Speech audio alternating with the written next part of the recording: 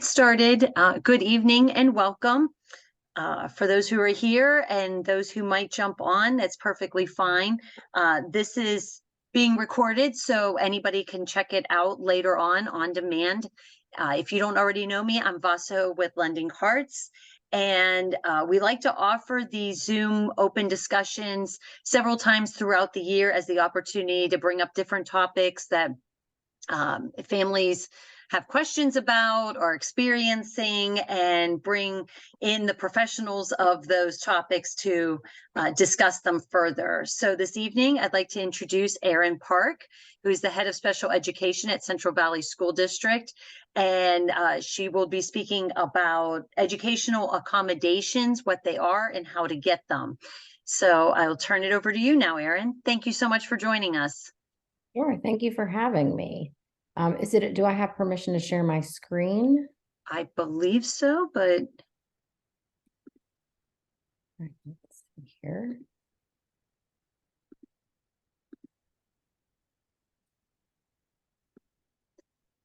and I apologize, I didn't ask you.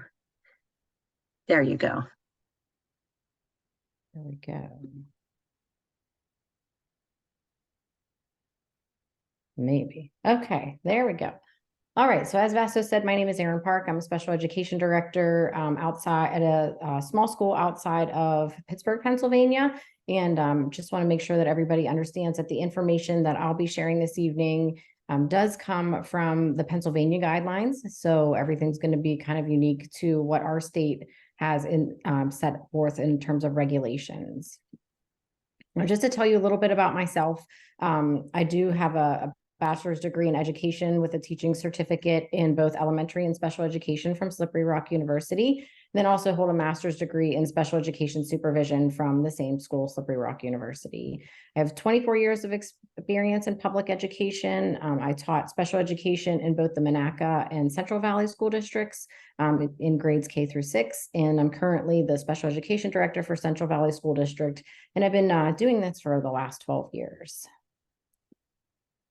Just share a little bit about myself. This is my family. I'm by far the smallest one in the bunch. Everyone's much taller than I am. I have a daughter and a son. They are both in college. My daughter somehow is a senior. We had senior night at Youngstown State University for her soccer team last night. And my son is a sophomore at Grove City College.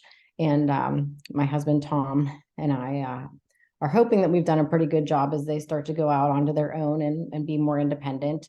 But I share all of this with you just so that you know that while I have experience in the school setting, I'll also have experience as a parent. And I know how that's our most important job, and our children are the most important things to us. And we just want to make sure that we do the best we can by them. I appreciate the opportunity to speak with each of you and share a little bit about what I know, and hope that that experience, as well as my parenting experience as well, will help you, just give you a little bit of guidance if you're overwhelmed or not sure where to start with your own children. And this is just a small little quote that I found about superheroes. Move this bar out of the way. Just says that not all superheroes leap over tall buildings or have X-ray vision and wear capes. Sometimes they make dinner, they hold your hand, or take the time to listen to you. So think a superhero. And each of you are superheroes just for logging on and trying to get more information for your students or for your children, making sure that you're doing the best by them. And I really do find this to be an honor and a privilege to spend some time with you this evening.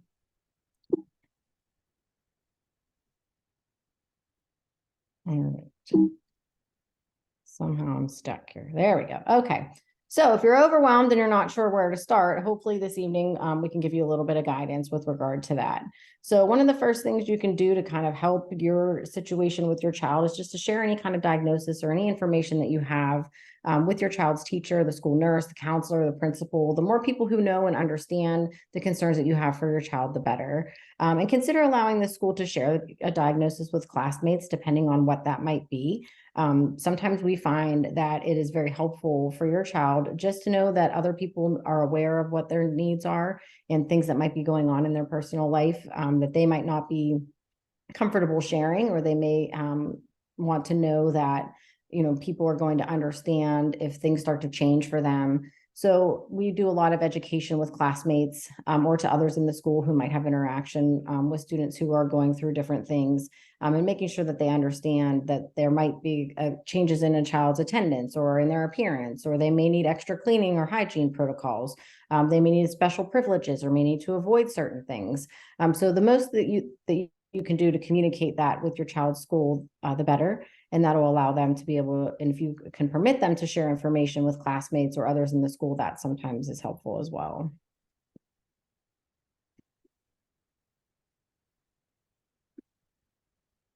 So if you find that because your child has a medical need and they're unable to attend school regularly and you're not sure what to do, the best thing, again, is to discuss alternative options with the school principal. So sometimes for a short period of time, you may be able to get an alternative schedule, like a shortened day or a hybrid schedule, where your child may come in and do a few hours of school in person, may do a few hours of school online.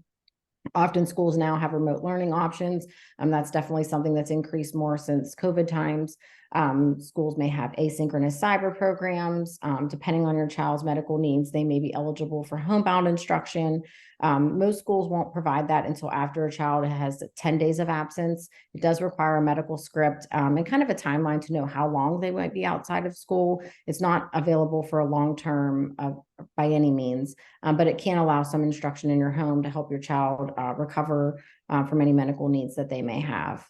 And then often, if your child is hospitalized for a long period of time, there's often education or instructional resources that can be available during long-term hospitalizations.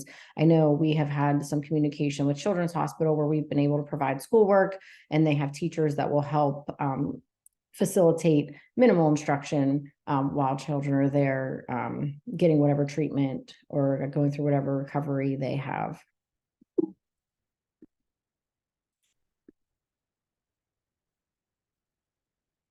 So if you think that your child might need support to be successful in school, who are the people that can help you access that support? And depending on what the needs are for your child, that can look a little bit different, but you'll see that a lot of the people here overlap. So if you're concerned that your child has medical needs, your school nurse is going to be your primary resource for that. But a principal or a social worker, if your school district is fortunate enough to have one, may be able to assist with that. When you're looking at academic concerns, usually your first point of contact would be the classroom teacher to identify any needs that your child may have. And then your school counselor, principal, or special education director can assist there. And also if there would be a social worker in the district, they could be helpful as well. And then also just making sure you're considering any social or emotional needs that your child may have now that things might be looking a little bit different for them. And you can see all of those people listed there that kind of overlap across those different areas. Not every school is required to have a social worker. It can vary by school district. I would love to have a social worker in the district that we're in, but that's just not something that's feasible for us at this time. And then it's important to note that the staffing and things are going to look a little bit different amongst different districts depending on the size and where you're located. In terms of systems of supports within schools, I think you'll find in most districts, there are a lot of systems of support that are just naturally there for all students. So every district has its own policies and procedures and things that they follow to help things run smoothly for students. Oftentimes classroom teachers can make informal accommodations if there's short-term needs, just to make sure that your child's accessing what they need during their time of medical need. And then all schools have something called a multi-tiered system of support, and we refer to that as MTSS. Those services will vary by district, and I'll talk a little bit more about those this evening. And then students can also access accommodations through something called a 504 service agreement or through special education, and that would be directed by an individualized education plan, which allows for accommodations similar to a 504, but it also provides for specially designed instruction. So what is MTSS? So in Pennsylvania, it's kind of a comprehensive system of support for students. So we look at academic, behavior, and social and emotional needs. And if you look at the triangle there, that's a visual for us to use. Whereas down here at the bottom, this is where 80% of our students are going to be successful. These are called Tier 1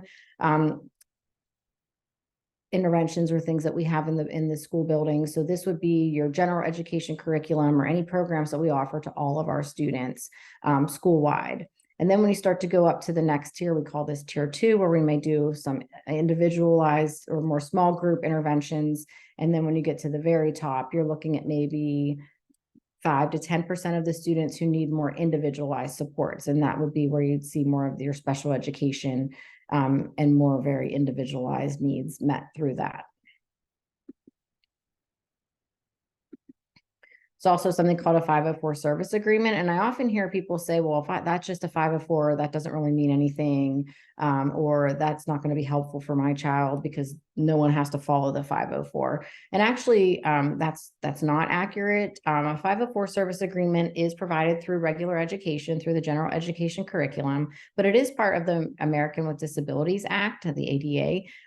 Section 504 regulations do require schools to provide a free and appropriate public education for each of their students. And anyone who has a disability within the school's jurisdiction, regardless of the nature or severity of the disability, could be eligible for a 504. Eligibility is determined by whether or not a student has a physical or mental impairment or a medical condition that would substantially limit one or more major life activity. So the district would have to review medical information or any kind of medical diagnosis and have an understanding of how that might substantially limit your child and their ability to participate in the school setting. It is a legally binding document. It outlines an agreement between the district and the student and parent. It provides for access to the curriculum through accommodation. And there is an overseeing body that regulates compliance, and that's called the Office of Civil Rights. And this is all run through federal programming. The Office of Civil Rights is a federal court system per se. And individuals can be found liable for non-compliance if they aren't following 504s. So if you have concerns about your child's 504 or whether or not it's being implemented appropriately, my recommendation is to reach out to the school with any questions or concerns that you have and try to rectify that. I know with my staff with our staff at our school, I've worked a lot with our teams in trying to make sure we're being a little more clear and very specific as to what the accommodations look like, who's going to be responsible for them, when and how often are they going to happen. Because sometimes if you don't have that language very clear, that's where it can be a little bit ambiguous, where someone might think that they're implementing an accommodation and you as the parent aren't seeing it happening the way that you anticipated that it would be when you met with the team. So if there's any kind of discrepancy there from what you feel was offered and what's actually being done, I would recommend that you just ask to reconvene that 504 team and get some clarification in there so that everyone's on the same page. And in terms of who develops the 504 service agreements, those can work differently in different districts. In our district, typically our school counselor would be responsible for that. Most schools are going to have a school counselor within their building. Our principals sit in on those meetings as well. If there's a more complicated situation, oftentimes as a special education director, I can sit in on those meetings or help to guide or direct the team and provide some guidance with regard to that. So, your special education director can also be a resource for those 504 teams as well. And when we talk about special education, that involves an IEP or an individualized education plan. This is part of IDEA. There are federal regulations for special education, and then each state can have regulations that are a little more stringent than that, but they have to at least meet the federal guidelines. So in Pennsylvania, we use Pennsylvania Chapter 14 regulations, again, requiring the school district to provide FAPE, or that free and appropriate public education, to any student with a disability within the school's jurisdiction, regardless of the nature or severity. The special education laws require us to educate students in the least restrictive environment. And what that means is providing accommodation and access to students to be able to participate in the general education curriculum in those general education classrooms with neurotypical peers to the maximum extent possible. It is a legally binding document. It also outlines an agreement between the district and the student and parent. Eligibility for an IEP is determined by a comprehensive educational evaluation. Sometimes we'll get medical recommendations for an IEP, or we've even had doctors write prescriptions for IEPs, but that's not how that process works. There's a very concrete educational process that's outlined by those PA Chapter 14 regulations that school districts have to abide by. I've had parents upset with me in the past where, well, the doctor said we need this and we need it right now. And they think it's as simple as just sitting down and writing that IEP and handing it over. And it's a little bit more complicated than that. A comprehensive education evaluation could take up to 60 days to complete. That's how long a school district has to complete that evaluation. Most schools aren't trying to wait out 60 days, but depending on wait lists and the availability of school psychologists and other things, sometimes it can take up to that long, which can be frustrating. But one of my recommendations to our school teams is if you are going to be going through a comprehensive education evaluation and you need to put some accommodations in place right away, is to go ahead and do that through that 504 process, which can move a little bit more quickly while you await the results of the evaluation for the IEP. And the good thing about putting that 504 in place is if your child isn't eligible for special education, you already have some of those supports in place and things that are happening right now, rather than using a wait and see approach and then maybe not ending up with anything at the end. As far as special education goes, the compliance from that is monitored by the Bureau of Special Education. So that's going to be monitored by our state. All of our programs are audited on a regular basis. We're required to implement things with fidelity. And again, individuals can be found liable for noncompliance. And with both a 504 and an IEP, your school district should be providing something to you called procedural safeguards, which kind of outlines your rights as a child, as a parent of a child with a disability. So there's going to be some helpful information in there that can give you some guidelines as to what you can expect, what you should be seeing, and what to do if you're not feeling like the school district is being responsive to your child's needs. I always ask our parents to please reconvene our teams and talk with us first if there's something that they're not happy with. Often we can rectify any kind of discrepancies very quickly. But there are procedures set in place through the Bureau of Special Education with regard to litigation through a process called due process. So that's something that you have a right to do as well. But it is always best to try to work with your school teams and make sure that everyone's on the same page and doing the best they can as a team and working together.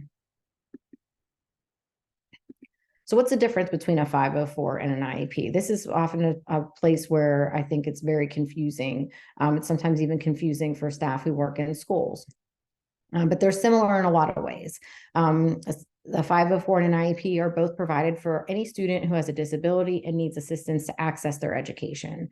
A free and appropriate public education requires schools to meet educational needs of an individual with a disability as we would students without disabilities. And it does provide accommodations to allow that access to the general education curriculum and instruction and or maybe even extracurricular activities that are provided during the school day by your school district. And both of them are legally binding documents.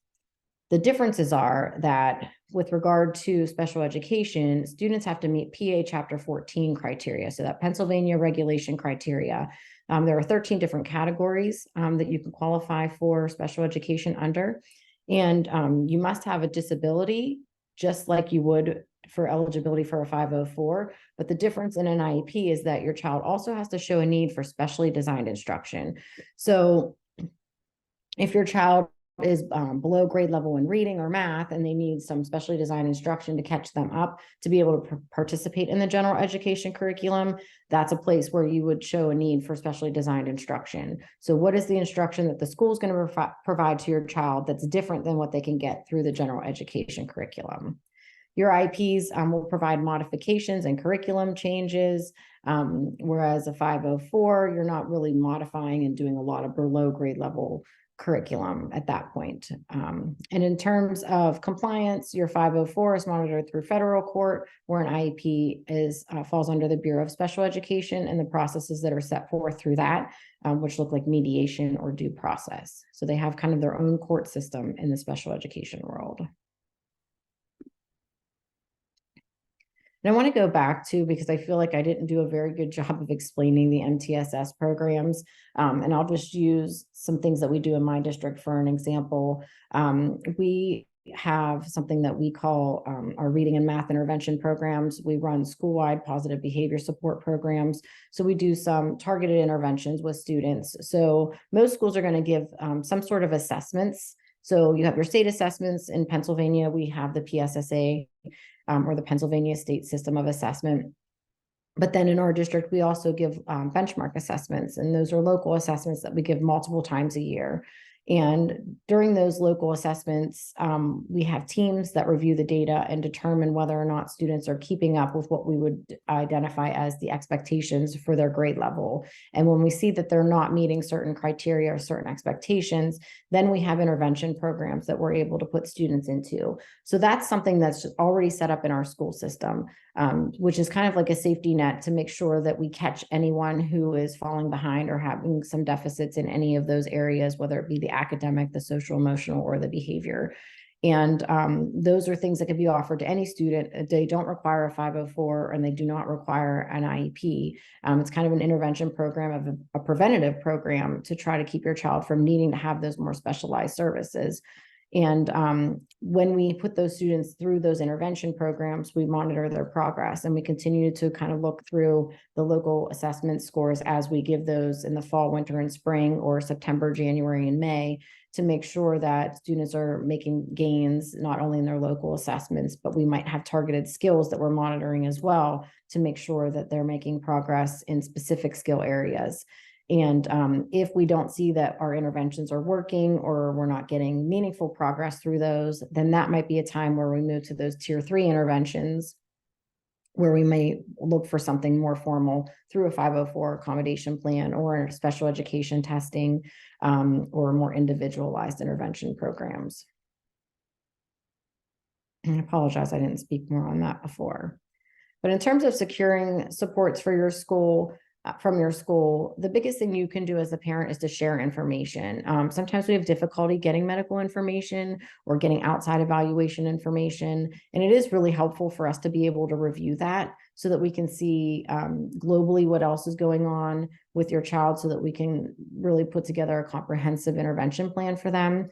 We need to review any kind of medical needs that they might have in the school setting. Do they need medication administration? Is there something that needs to change with their diet? Do they have any kind of restrictions or physical assistance that they need? Is there something that we should be monitoring? And we always want to review any medical recommendations, but it is important to understand that just because your doctor writes a recommendation, it doesn't necessarily mean that the school team is going to implement the recommendations as they're written. And I know that that can be something that's frustrating for parents. You get a lot of medical information from your doctor. Sometimes it can be overwhelming, and you're kind of going through your checklist to make sure that everything's taken care of. And then the school team kind of puts the brakes on that to say, well, we offer this through another way. And that can be frustrating. And I have had parents feel like maybe we aren't listening or aren't wanting to be supportive or helpful. And that's not at all the case. It's just that in the education world, it looks different than the medical world. And there are things that we might have in place just through regular district policies and procedures that cover the needs of your child, or some of the things that are recommended maybe aren't appropriate for your child based on what we're seeing in their test scores or their needs as in the data that we've collected educationally for them. Sometimes doctors will put things in there that they say, well, this might be helpful, and it might be helpful. For example, we have sometimes the recommendation for a child to have a one-on-one paraprofessional. Well, that would be helpful for any of us to get one-on-one all day long, but it doesn't mean that it's necessary. And it doesn't always mean that it's appropriate. We want to make sure that our children are independent. We want to make sure that they're able to do things on their own as much as possible. And there are sometimes ways that we can provide for some of that one-on-one support in different ways. So sometimes it can be through a peer buddy. Sometimes it can be through organizational systems. It can be through accommodations that the teacher can provide within the classroom. So we might be able to address some of those needs, but maybe just not in the exact way that the doctor may have written it, because the doctor may not be aware of what's available in our setting or our school environment. And sometimes I think doctors, I've heard from some of them that they'll write things thinking that if they put it and the school thinks it's appropriate, they need to have some sort of medical recommendation to back it up. So they may not know if it's absolutely necessary, but they put those things in there just in case the school might need that information. But then sometimes that can cause conflict between schools and parents. So I think it's important to know that if you have concerns, to voice those to your school team, and then also to kind of think about the flexibility to be creative and to come up with ways to address those needs that might look a little bit different than what you're seeing outlined in your medical recommendations.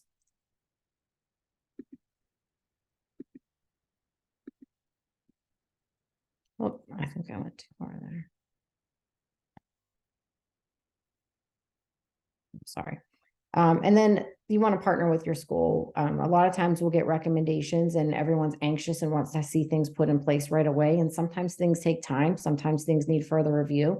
But if you can be patient with your school to develop a plan based on the information that you're sharing, that'll be the best thing. So we aren't harsh and put things in place and miss things or don't get everything involved that we need to have involved. Some things can be done right away. Some things will take a little bit longer.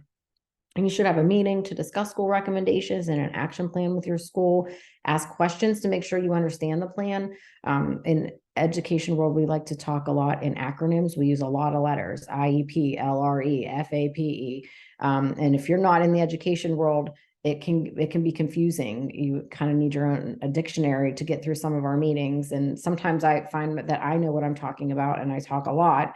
And then I look across the table and I see the blank stare and I'm like, you're not with me. So I have to dial back and it's okay to ask questions, and no question is a dumb question. We know that you're not living in the same world that we're living in. And while we may do 10 of these meetings a day, this is the first meeting you've had and you're not as familiar with some of the programming and language that we use. So always make sure you understand the plan and that you're asking questions. And then I think it's always a good question to ask before you leave. Like, well, what are the next steps? If we have concerns or this isn't working, what do we do next? So you kind of have an idea of what things are going to look like. And you know how to voice your concerns if you feel like things aren't going well for your child, or if things aren't looking the way that you thought they would be. So you kind of have that all outlined ahead of time so that there isn't any kind of conflict, or you're not feeling like, well, I don't want to be that parent, so I'm not going to say anything now. But then as time goes on, you start to get more and more frustrated. And then it ends up being a bigger issue than it would have been if we just kind of nipped it in the bud and said, this is my concern, or this is a problem that I have. Never be afraid to voice those things. I think as soon as you kind of feel that little nudge, because if you don't, sometimes things can snowball and spiral, and then you don't want to end up having a fractured relationship with the school or your child's classroom teacher. So what to do if you don't think the plan meets your child's needs? It's important to collaborate. Request a meeting with the school to discuss your concerns. Does the team have an alternative solution to address your concern in another way? Can they share information that shows student progress or success? Maybe something that you're not seeing at home, but they're seeing in school that they can share with you to alleviate your concerns or fears. And what information does the team need to collect to provide peace of mind to you that the plan is addressing the student needs? What is it that you would like to see that would provide evidence to you that those things are taking place? And if there is no resolution provided, there are different local agencies that have educational advocates. So that is another person that you can work with. Sometimes when I'm working with families and I feel like they're not trusting or they have concerns and I'm not able to really help them understand or feel like we're on the same page, I'll often recommend that they get connected with an educational advocate. I think it's sometimes good to have somebody sit at the table that maybe isn't as biased as you may think school staff would be, so that they can help kind of educate you and partner with you and walk beside you as decisions are made about your child's programming. Typically, it would involve signing a release of information with that educational advocate to give them access to educational information that the school has. And then once the advocate receives that information, they may have suggestions based upon their review of the information. And I think it's always nice if they're willing to come and meet with the school team or collaborate with the school team. Often I'll ask for a release to be able to talk to your advocate, to identify what the concerns are and to try to get on the same page and to help them understand what's happening in the school setting and come up with some creative solutions that way. So know that you always have some other people that you can partner with that might have some expertise outside of the school setting that can help you navigate some of those uncharted waters. In terms of looking at resources to better help understand school supports, we have Google, And lots of people like to Google a lot of things, but sometimes things that you Google may not be accurate. So if you're in Pennsylvania and you're wanting to understand 504 accommodations or special education, the two recommended resources that I would give would be through PTAN. That's our Pennsylvania Training and Technical Assistance Network. They are developed by the state, and they have a lot of people that just work on training school staff. And they also provide parent education and information as well. So if you log on, if you just Google, just like it looks, that PATTAN, excuse me, you'll be able to find a lot of resources on that website or on the Pennsylvania Department of Education. And sometimes those sites will link to other sites that have been vetted. So just make sure if you're going to use the Google that you're getting information that's going to be accurate, so that you're not getting frustrated by things that you're reading that maybe aren't even true or best practices. So I feel like I've rambled a lot. And I'm going to stop sharing here and see if anyone has any questions. You're rambling at all. That was so informative and helpful. And I really appreciate the side notes about different experiences and things that you've encountered over your years in your district and different circumstances. So thank you so very much for sharing all that. And I had shared with Erin before the presentation that 2 of my 3 children have IEPs, and like growing up through the system, I guess you could say, and seeing what it's like. I think my biggest takeaway is the great importance of open communication and just that whole team. You really work as a team, the guidance counselors, the teacher, the special ed, and even though the IEP meetings can be so overwhelming, you go into sometimes a meeting, there was like 8-10 people. You're like, wow, where do all these people come from?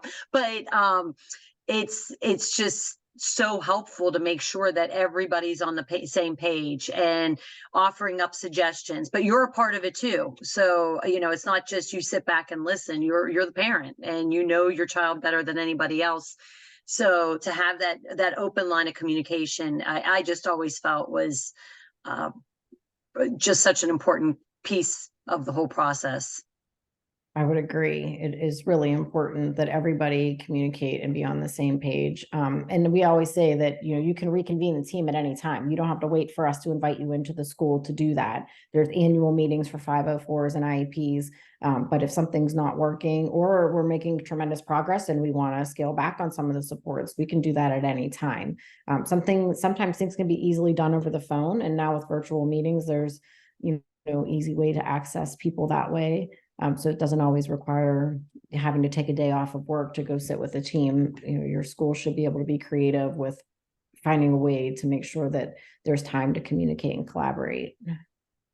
We did have a question come in advance of this evening, and I don't know if you'll be able to address it or not, but it was about addressing celiac on a 504.